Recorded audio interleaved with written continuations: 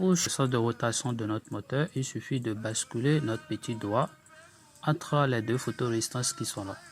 Alors, on peut mesurer la tension de sortie aux bornes de notre moteur. Quand on peut le constater, ici nous sommes en AC, notre oscilloscope est réglé en AC. Nous pouvons également le faire en DC. Comme vous pouvez le constater là, la tension de sortie est une tension rectangulaire. Alors là, en mettant notre doigt devant notre photorésistance, on constate que la tension varie également. Alors, bienvenue à nouveau à HLab. Quand on est débutant en électronique, nous avons besoin d'assez de composants pour commencer. Comme vous pouvez le constater dans notre cas ici, on a un lot de composants. Dans ce lot de composants, il y a certains qui sont indispensables. Par exemple, les résistances, comme vous pouvez le constater. Également, nous avons des condensateurs. Les condensateurs, il y en a plusieurs formes, mais généralement, vous pouvez avoir les micros ou bien les picots. Également, nous avons ici le bout de charge. Là, nous avons le bout USB. Également, un interrupteur ici, où on peut basculer l'état pour changer. Aussi, ce qui est indispensable ici, c'est le potentiomètre. Ouais, là, on peut calibrer notre potentiomètre, comme c'est une résistance variable. Il y a également d'autres composants comme les LED. Mais dans notre cas ici, vous voyez, ces types de LED, ce sont les LED Piranha qu'on n'utilise pas fréquemment. Ça a 3 couleurs, mais il est préférable d'utiliser les LED conventionnels si on est débutant en électronique. Alors ça, c'est des condensateurs. Au fur et à mesure que vous évoluez, vous allez voir qu'il y a plusieurs types de composants. Alors, également ici, nous avons les transistors. Il y a également plusieurs types de transistors, mais si vous commencez, premièrement, vous allez commencer avec les transistors, les NPN et PNP. Ce qui est également indispensable ici, c'est le multimètre. Par exemple, avec un multimètre, on peut vérifier la tension aux bornes de nos composants électroniques. D'accord. Imaginez par exemple, nous avons le schéma ci après. Et nous déciderons ici, dans notre cas là, de reproduire exactement ce schéma. Et à la fin, on aura un truc du genre. Alors, dans ce cas, la première des choses à faire, c'est d'étudier soigneusement et analyser votre circuit. Une fois cela fait, vous prenez votre plaquette d'essai, communément appelée poteau bord. Donc le poteau bord, généralement les colonnes sont reliées, par contre les lignes aussi sont reliées. Donc il est préférable de faire son câblage soigneusement en suivant la convention d'un poteau bord. Alors supposons ici on prend une résistance et on essaie de câbler un petit circuit pour voir.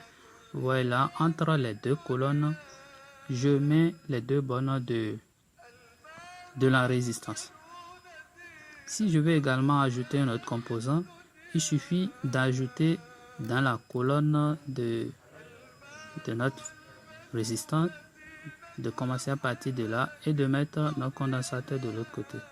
On voit que les deux bornes, un des bornes de la résistance et de condensateur sont ensemble. D'accord, ce qu'il faut éviter, c'est ça. Vous voyez, si vous placez votre condensateur ou bien votre composant sur une même colonne, là, vous risquerez d'abîmer votre composant, communément appelé court-circuit. Donc ça, c'est un transistor, comme je l'avais montré, le transistor 3 pattes. Donc pour pouvoir l'essayer sur un poteau bord, on met les 3 pattes comme ça, on les écarte. Ça, c'est la bonne connexion. Mais si vous mettez les 3 pattes comme ça, vous risquerez de créer un court-circuit et abîmer votre transistor.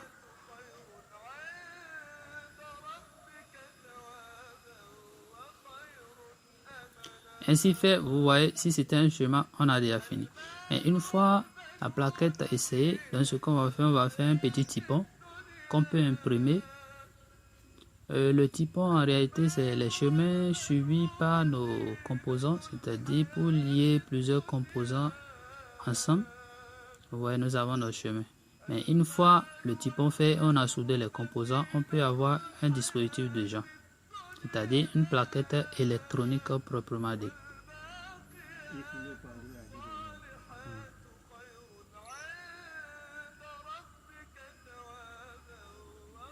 Donc ça, c'est notre plaquette.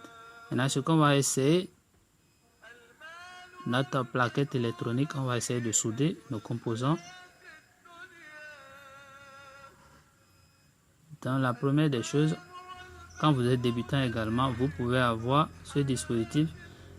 Ça vous permet de souder, en réalité de zoomer, parce qu'il y a les lentilles qui sont là pour bien voir là où vous soudez. Alors, il y a également un fer à souder qui est indispensable. Vous voyez ici, c'est les fers à souder plus avancés. On peut régler la température. Voilà, actuellement nous sommes à 435. On peut ajouter jusqu'à 600 comme on peut diminuer la température. Ces fers à souder sont vraiment ont une grande précision, c'est-à-dire ça laisse vraiment vite chauffer le bout de votre fer à souder. Ainsi, vous ne gaspillez pas votre étain. Comme vous pouvez le constater là, en quelques fractions de secondes, le fer est déjà chaud. D'accord, une fois cela fait, ça c'est notre plaquette, on a dit. Là, on va essayer de placer ici nos composants. Déjà, vous pouvez voir, il y a la valeur des condensateurs qui sont écrits là-dessus. Mais pour une grande précision, on peut vérifier d'abord avec un multimètre pour voir la valeur de nos composants. Une fois cela fait,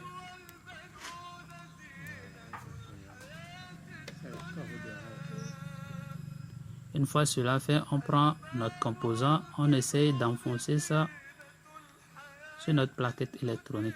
Parce qu'il y a les trous qui sont là pour ça.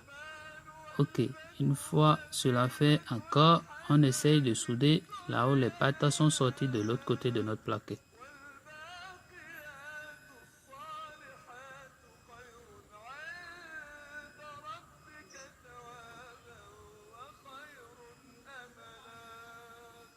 Alors on attend que le fer se chauffe, puis on essaie de souder à l'aide de l'étain. Voilà, là où on soude, c'est là où notre plaquette et notre composant se touchent. Bien évidemment en suivant le chemin qu'on a dit.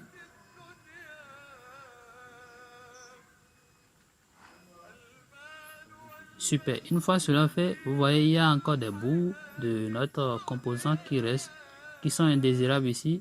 Donc on va se servir ici d'un taille-ongle pour couper les parties indésirables. Voilà maintenant comment la plaquette se présente.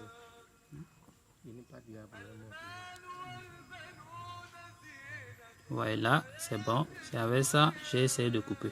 Une fois cela fait, vous voyez la plaquette au complet après avoir soudé les autres composants.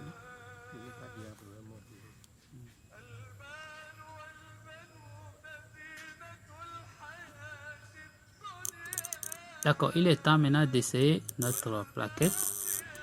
Comme vous l'avez compris dans la vidéo, dans l'introduction, on a dit ici, on veut changer le sens de rotation d'un moteur à base de 2 photorésistances. Donc c'est le circuit qu'on a fait et c'est la plaquette que nous avons essayé de réaliser. Donc on va passer rapidement au câblage de notre moteur. Une fois le câblage terminé, on va essayer avec les tests pour voir ce que ça donne.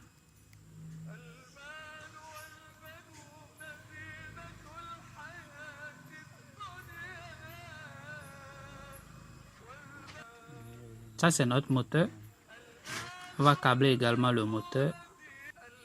Il est très important ici à remarquer que nous utilisons 2 relais ensemble, c'est-à-dire un module de 2 relais.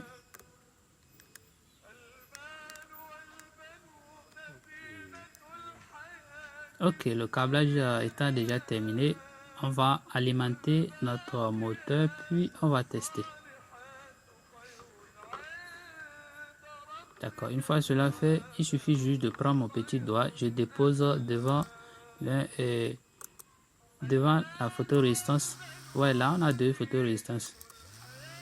Vous voyez, j'essaye sur le second, le premier, le deuxième. Vous voyez, en déposant mon doigt là sur le premier, vous voyez, ça tourne dans un sens. Si je change de photorésistance, je mets mon doigt de l'autre côté. Également, ça change de sens. Alors, c'est un circuit qui est très facile à faire. Que vous pouvez utiliser par exemple pour faire les suiveurs solaires ou bien des interrupteurs crépusculaires. D'accord. Une fois cela fait, on va essayer de mesurer la tension au borne de notre moteur. Donc, on va se servir bien évidemment d'un oscilloscope.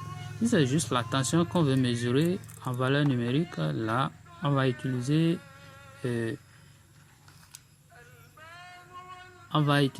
multimètre. Mais dans notre cas ici, on veut vérifier également les courbes de la tension, donc on se sert d'un oscilloscope. Vous voyez, après le câblage, si on met notre doigt devant une des photorésistances, on constate que le moteur tourne. Voilà la courbe que nous avons. Également, si on change, on a la même chose.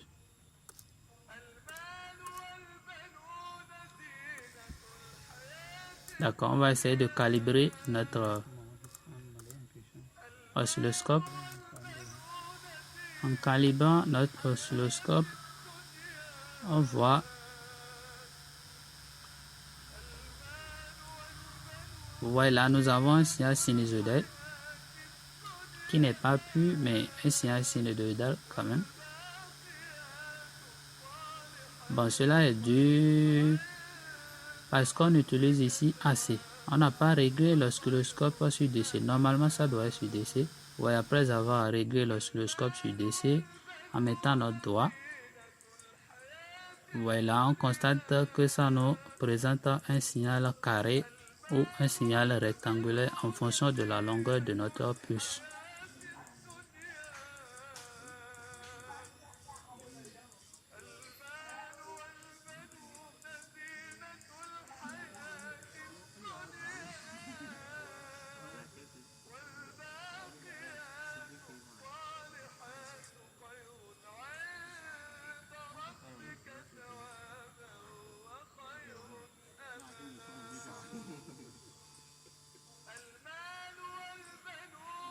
Donc ici, nous avons un signal rectangulaire ou un signal carré.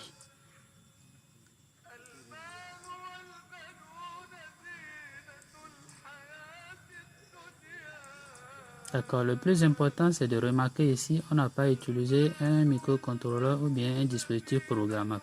Nous avons juste utilisé un composant très simple qu'on utilise généralement en électronique analogique, c'est-à-dire ici le NE555 qu'on a utilisé. Bon, on peut exactement faire la même chose avec une carte Arduino.